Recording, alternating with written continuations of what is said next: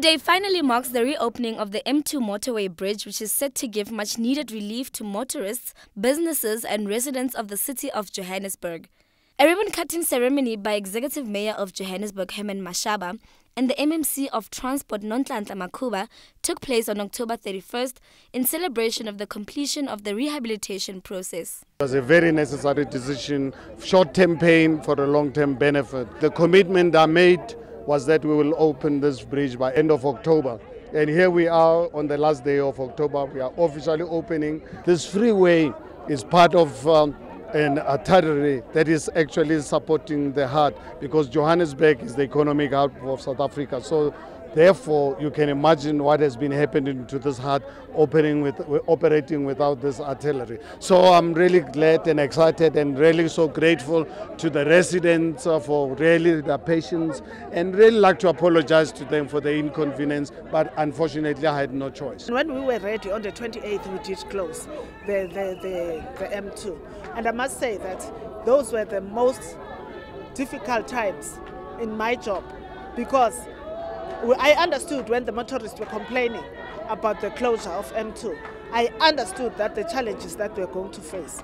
You know, it's something else when you drive from Ekurhuleni going to the south, when you just use a freeway, and now you are forced to actually divert into the CBD.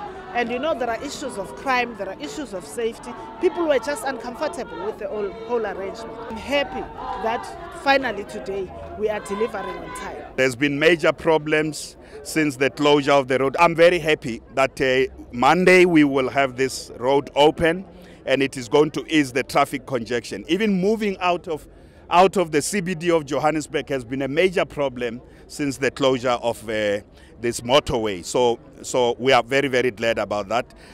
I said earlier on when I spoke, investing in infrastructure, maintaining infrastructure, building new infrastructure is very, very important. That's why we are looking at different ways of funding infrastructure. We've completed exactly on schedule. We had always promised that we'll finish on the 31st of October, which we have. So from a budget point of view, we had a budget of 151 million rand for the structural repairs. So to date, we've spent 155 million rand on structural repairs. What we did in the middle of the project, we took a decision to do resurfacing of the entire M2 between Kazeni and Selby, which is about 4 kilometers.